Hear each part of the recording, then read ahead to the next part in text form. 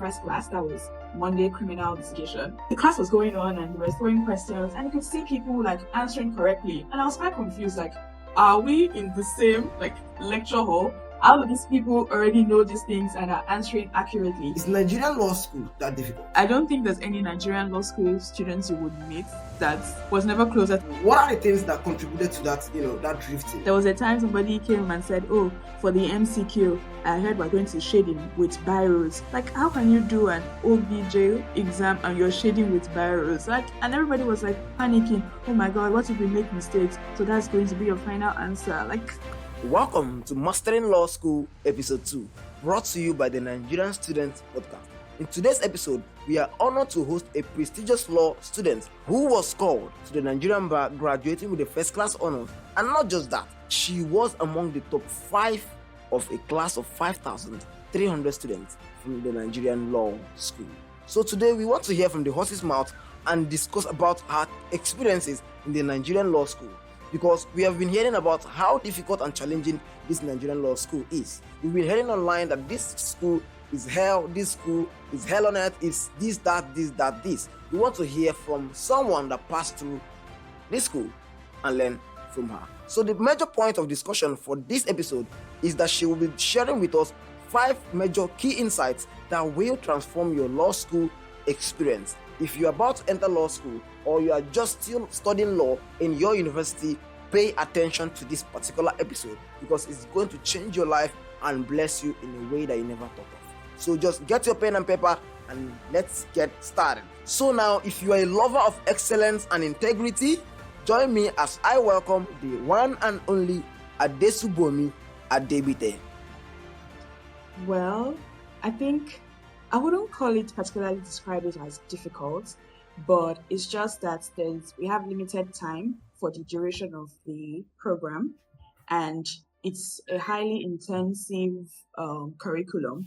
So you have little deadline, and you're loaded with courseworks, assignments, and with little time. So basically, I think it's the time management factor that makes it seem very challenging and difficult. I would say that. But the course content itself, it's not so difficult, not so difficult. Okay.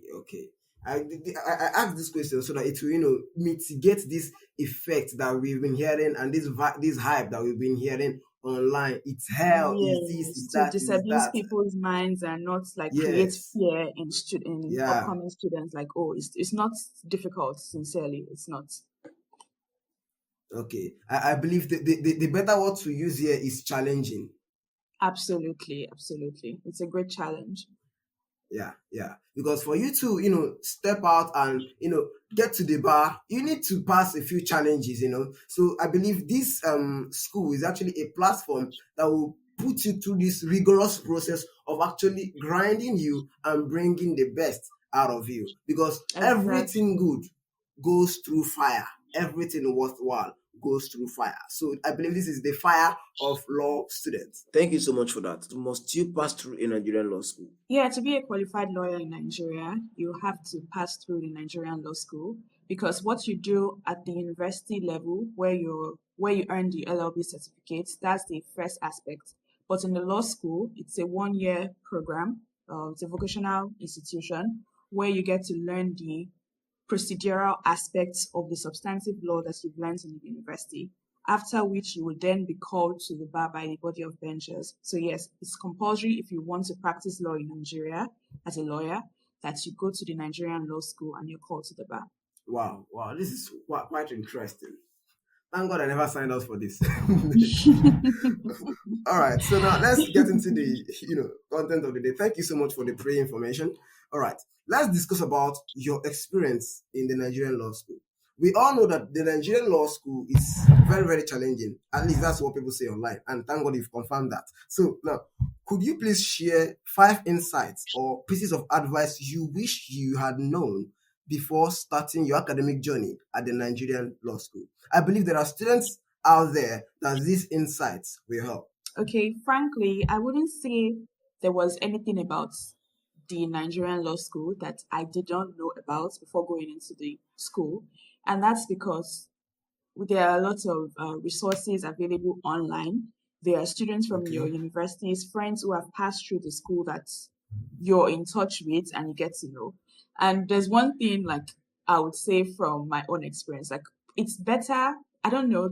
You'll get to learn a lot before going into the actual Nigerian law school, quite all right. But you won't really understand the value of what someone is telling you until you're in the process yourself, experiencing it. Then you now like get the full on grasp of how like the Nigerian law school actually operates because you hear, oh, you have to start reading. There's a material called Conde Smith or MCQs, but like you have all this information, like so many people, like very good people have so many blog platforms, like it could be on their LinkedIn, they talk about their experiences, but you will never fully get a grasp of that experience until you're in it. So like I said, like it's better experience than someone telling you about it. So yeah, I would say I had like good friends, like good senior colleagues, so who had already like given me the foundation. So I would not say, oh, maybe there were things I wished I knew.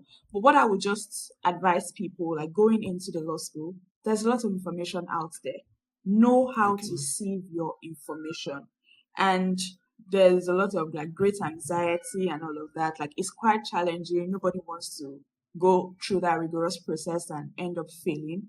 But disabuse the mind like having that fear like oh my god it's difficult like if you can break that uh mental barrier and knowing that oh I can do if I put my mind to this I can do this I can pass like just having that positive mindset and living it's quite difficult not having that self-doubt but as if once you can get rid of that like you're good to go sincerely you're really good to go. So I wouldn't say there were things I wished I knew before going into law school because there's so many videos on YouTube, like blogs that you can like there's so many nice students like after leaving law school, they write articles just so that as aspiring bar aspirants are going into law school, they can like look these things up online and know, oh, this is what works in Bayelsa campus, this is how it runs in Kano campus. So yeah, there's lots of information out there. Like it's much more easier for people like in this new will I say us in this new generation going into law school as opposed to back then, maybe in the 2000 thereabouts. Thank you for that. I would love to, know. Or like, let me not say I. Let's say we will love to know because I am not studying law, but I believe this information is quite interesting. During your stay, you said it's a 1 year program.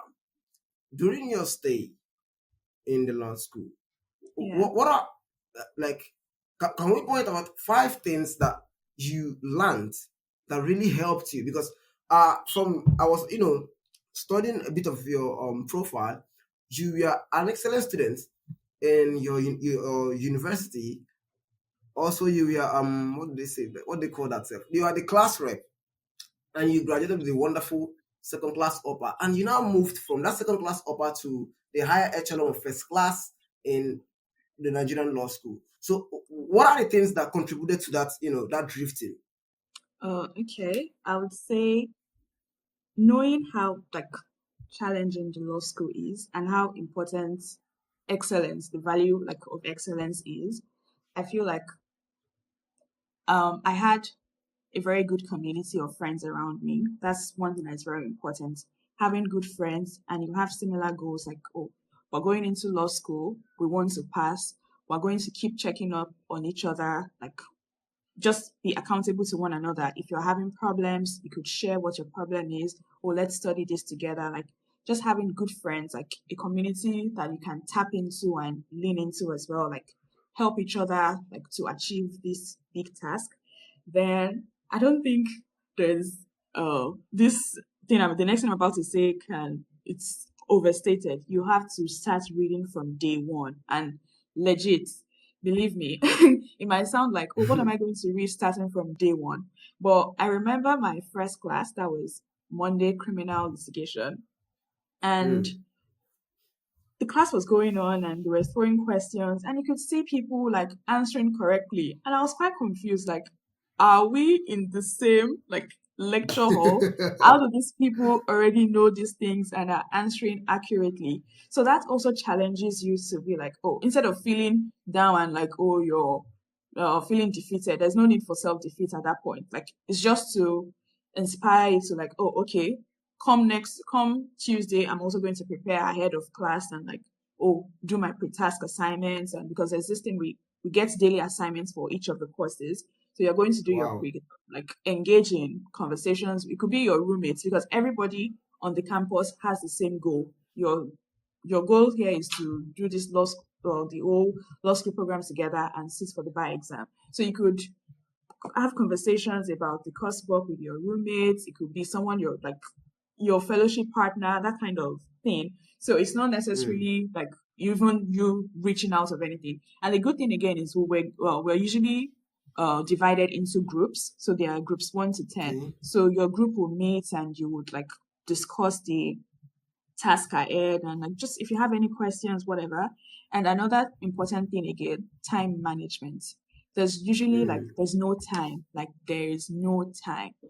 So you have to, I don't know, pace yourself as you're studying. You're also taking time to also like do other things like sleeping, you're doing your laundry, like just time for relaxing as well. And because all work and no play, like make Jack the dull boy. So you also have to take time to actually relax because if you do not relax, you're going to burn out.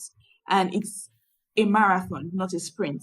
So you do not need Mm. to overwork yourself from the beginning, and when it's now close to bar finals you're breaking down or you're mentally stressed or like you're already burnt out. Like you need to be active, you need to be 100% from beginning to the end of the program, which is not easy. But if from the beginning you already have like a study timetable you're following and you have accountability partners like study partners who are checking up on you, also checking up on them, creating time, not necessarily for reading now, but going through past questions, the time-based multiple choice questions called MCQs. You're also going over your drafts because that's like the practical aspects. For each of the courses, there are drafts. So you also have to like memorize them in whatever manner, not necessarily cram because I don't know, cramming doesn't work for me. So for someone like me, I have to like read over and over and over again before something sticks. So cramming doesn't work for me. I have to read and understand it before it sticks. Then you can never rule out the God factor, honestly. Mm. I don't That think one. there's any Yeah. Nigerian law school students you would meet that was never closer to God in law school. And not because like, oh, prior to law school, God is not important or but it's just such a journey whereby like you know you're not doing this with your own strength. Like it's not your like you just need that divine guidance. You need a divine guidance to know, oh, am I reading the right thing? Am I with the right set of people? Because you really cannot attribute all the success to yourself, like, oh my God, I read so well, that's why I made a first class. Genuinely, there are people who finished with a pass or two who read more than I did. But Yeah.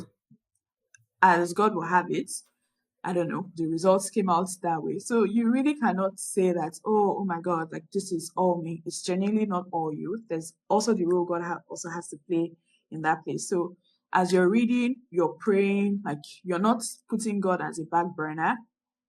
And it's not something like, oh, you're like, oh, well, I'll pray later, or I'll do this later, or I'll go to church or mosque later, that kind of stuff. Like, God always has to come first as well. But in the same vein, just use your time wisely. Like, time management is like the bedrock of it. Use your time wisely. Know that you're reading the right stuff, you're consulting the right materials, you're listening actively in class. There's some things that it might not necessarily be what the lecturer has said. It might be during the Q&A, a student raises a question and it has also been something of concern to you, you could just get your answer from whatever correction the lecturer makes or whatever thing the lecturer affirms that the students have said that is correct. So that kind of thing as well. So yeah, that's basically it. Good company, pray, read at the right time, like proper time management, and yeah, that's it. All right. Thank you so much. Thank you so much for that loaded information. So you mentioned about being able to know how to sieve your information while being in law school. Hope I'm correct. Yes, having to save your information correctly. Yes. So now, for students who do not know how to sieve their information, so from your experience, how should students sieve their information while in law school? Okay, I would say consult the right materials, e.g., your class notes. That's very important. Whatever the lecturer says in class is paramount. Like it supersedes whatever else you read in any textbook, any material. Like what they say is law, stricto sensu, in my opinion. That's one. Your recommended text. I know the textbooks are quite expensive, like super, super expensive. Like law school is not even something cheap. I would not even lie about that. But if you cannot afford the textbooks, you can always go to the library to borrow, or you could borrow from your friends that have the textbooks. And that the reason why I would say the textbooks is because most of the authors are the Nigerian law school lecturers. So they would not Mm, mislead you. And there's this thing they give us every set, the handbook. The handbook has the topics that will be treated all through the session. So, and at the beginning of each topic, you have the learning outcomes. So the learning outcomes would direct you as to your reading expectations as well. So you're reading in line of the outcome. So you're not just reading because sometimes in my the text, textbooks are very quite like wide and they cover a larger area. So you're mm, streamlining your reading according to the learning outcome. You're not reading outside of the curriculum and you're not wasting your time like doing that. So you're tailoring that to the learning outcomes and that also helps. Then saving your material. I would also say that because of the high anxiety, intensive coursework, and all of that in law school, students tend to go for what we call like some easy read materials that try to compress the bulkiness, which is good, mm, quite alright. You can use that for revision, that is fine.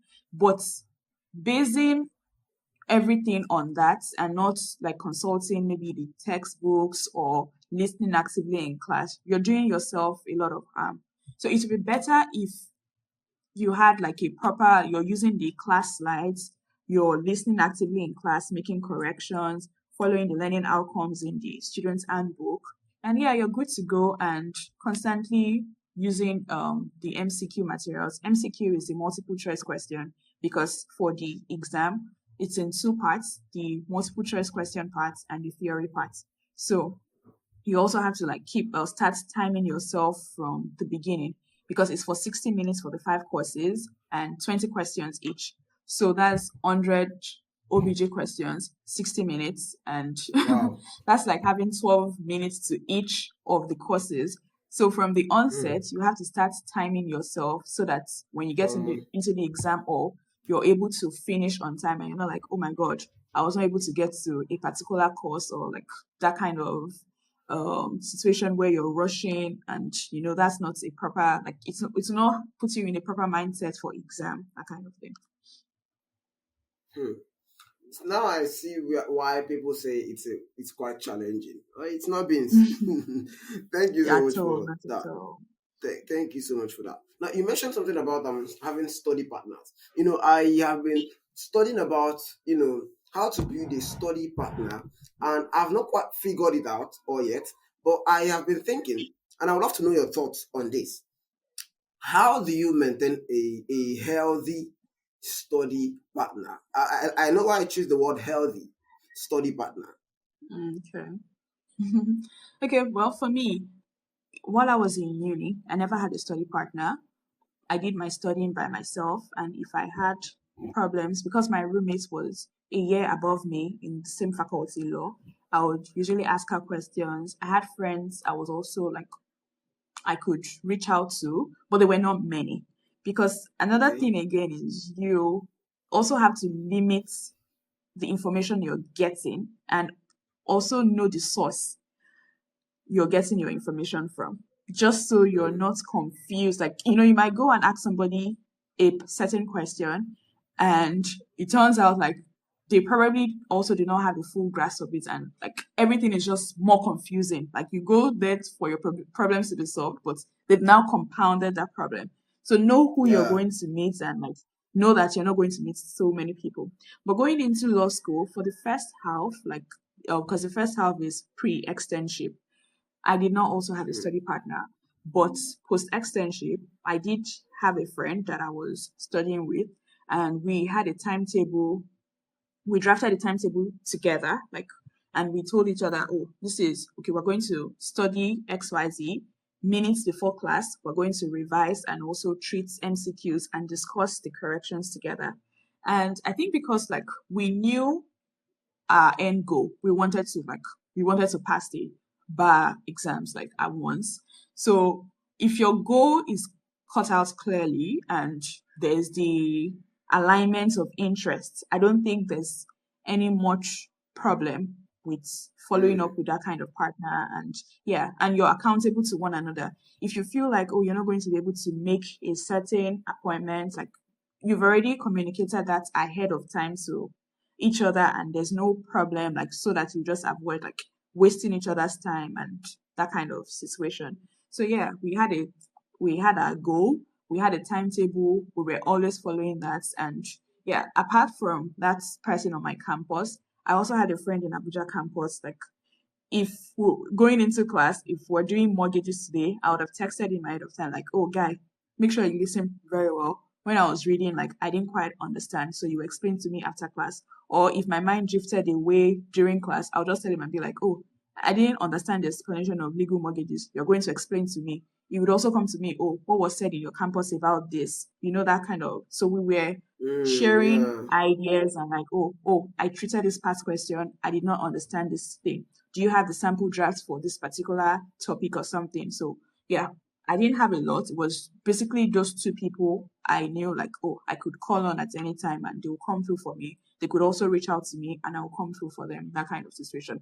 I mean, because it's so easy to get things mixed up in law school. Like, oh, this one has this idea, that one has this idea, and like because there's so much tension in the air, everybody wants to pass. There's that fear, so it's misinformation spreads easily. There was a time somebody came and said, "Oh, for the MCQ, I heard we're going to shading with biros." Like, how can you do an OBJ exam and you're shading with biros? Like, and everybody was like panicking. Oh my god, what if we make mistakes? So that's going to be your final answer. Like, come on, it's never going to happen. But Hmm. you know how like there's so much anxiety and yeah, like misinformation like just thrives when like you don't really clearly have a full grasp of something. So yeah. Thank you so much for that. At least I got something. There's something I learned from what you just said. While building your study partners, that's something I learned. And I don't know if you've seen this book, Atomic Habits. There's one section in Atomic Okay, Habit that by James mentioned Clear. about, yeah, definitely. That mentioned about not focusing on the goal but on the process. So I believe you didn't just focus on, yeah, let me graduate from this law school with good grades and being first class, all of those stuff. You just focused on what are the things that can contribute to this goal. And you kind of understood that one of the things that will contribute is having an accountability partner, which we now put as study partner. That is what I learned from that. Thank you so much for that. I believe these are things that help students, not just in law school. I have a couple of questions to ask before our time. Now, thank you so much because I'm learning a whole lot. Now, this section is just for everyone that is about to enter law school. You might find it funny, but it will help you. All right. Now, let's start with this one. What's the funniest thing that happened to you while in law school? Funniest day. Oh, okay. There was this day, it was a Friday. We usually had our have professional ethics on Friday. And I think it was one of these classes. I'd not done the pre-class assignments. They usually give us like tasks to solve for, and it's the day's topic. So I'd not done it. I'd not read because there are just sometimes like it happens that you're not even up to, despite the fact that you have a timetable, like you might be tired and it might just be one of those weeks where like you're just exhausted. So that was like one of those weeks for me. So I was not, let's practically Yeah. say, I was not prepared for that particular class. Unluckily for me, when it was time for the Q&A session, because we usually have like an hour, 30 minutes dedicated to that, the lecturer called on me to step out. I was one of the unlucky Mm. students that day that were called to answer questions. And but good enough, before the mic reached me, the questions, she had exhausted her questions, and like because I was just like, oh my god, what am I going to say?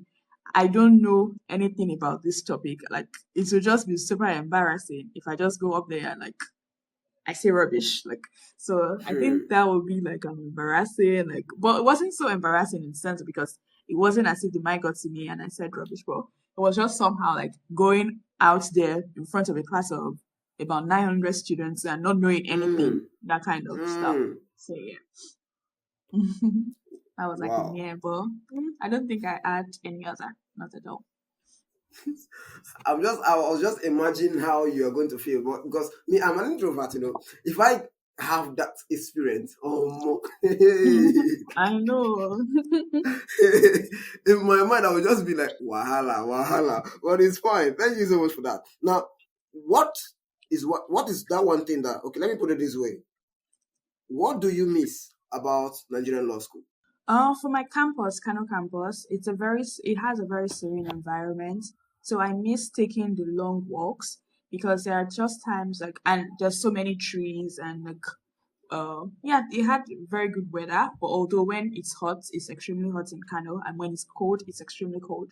But then when the Mm, weather is normal, you can take like long walks on campus and like everywhere. Like the skies are very beautiful in Kano campus. the I don't know, there were so many birds on campus. Like it was just a very, very beautiful place. So yes, I like to take walks and I miss taking walks. And I also like when I check my gallery and see videos of when I was taking walks or going to class, I miss that period. But although I'm happy that I never want to relive that period, but yeah, I just miss it. All right, thank you so much for that. Now, can I ask you a more personal question? All right. All right, okay. Now, why did you choose to study law?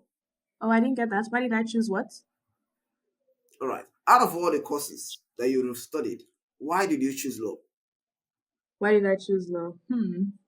I wouldn't say there was a particular reason. So yeah, this is how it happens in my secondary school. When you're going on your GSS 3 break, you're given a form and you're expected to fill your intending subjects for whether science, arts, or commercial class, and your parents would sign it. But at that time, I'd made up my mind not to go to science class anymore because I didn't quite understand um, a particular topic in basic science, and that was the change of subject formula, the elements table, blah blah blah. So I just told myself like that's like one of the bases of being in science class chemistry, and if that foundation is shaky, it's definitely not going to be helpful. So I just zeroed my mind and I was like, oh, okay, I'll go into arts class. And I wanted to do international relations. Like because at that time, I think that was 2012, 13, I did not really have a lot of information about other courses or whatever. So when I filled the form and gave it to my dad to sign, he said, oh wow, like it's quite surprised I was speaking art class because you know how like every smart student is expected to go to science class here. Yeah. So I filled for art. I filled the art subject and he signed the form. But I just had in my mind like, oh, I'll either do international relations or, and he suggested it was like, oh, you could also put in for law when it's time. And I was like, oh, okay, not bad. But I think it was also during that period, that's maybe 2015-ish, that this we had our first female CGN, Miriam Alomo Mukhtar, and I was quite inspired by that. Like, oh, okay, I think this law thing seems fascinating. And Mm, my secondary school also had a church, All Saints Church. And this man used to attend Akeredolu, the late Akeredolu SAN. And I liked him okay. particularly because, someone of his status, he would always drive himself and he just how you expected like people of that status to maybe have like people running around them. It was just a simple person, and I liked that. After law, he also ventured into politics, and I told myself like back then, like 2015, 2016, I told myself, maybe 10 years into this law thing, I could also like venture into politics, that kind like, so that Yeah. quite like informed me going to like do law, and I'm quite happy I did. But I don't know if this is going to be a long term ambition, but never say never. I mean it already, but yeah, that's it. All right. Thank you so much for everything, your word of advice, your insight, and everything. It's it's not just blessing. students that are in law, but I also learned a lot as well from this chat. I am really, really grateful having you on the show. It's an honor, it's an honor. When I saw your profile, I was like, people are really doing great things in this Nigeria. Maxwell, what have you done so far? All right. Thank you so very much. Now, if you have the opportunity to speak to all 100 level students that are just, let's say, all 100 level freshmen, just about entering the profession of law in universities, what is one thing that you tell them that helped you? One Okay, thing I that is would the top say, priority. yeah, I would say, don't be one-sided in the sense that don't just do this law thing. Immerse yourself in other things. Join clubs, like join clubs in at the university where you can like contribute. It could be community development clubs like JCI. It could be Girl Up. Like just branch out. Like have good extracurricular activities that you do. Yes. Thank you for joining us in today's episode. Hope you got inspired. Hope you got inspired. If you didn't get, please listen to this episode again. I got inspired. I'm not studying law, but I got inspired because come on. If she could do it, I can try. I can do better. Now, if you know you got inspired from this episode, which I believe you did, kindly share with us the few things you learned from this episode. And if you have any advice that she didn't mention, please do well to help your fellow law students in the comments by just leaving the comments in the comment section. Well, I'm Maxwell Friday, your boy. This is the Nigerian Student Podcast. Please don't forget, always motivate yourself today, and I will see you next week with a wonderful, well-prepared podcast. Make sure you do your assignments. See you next week.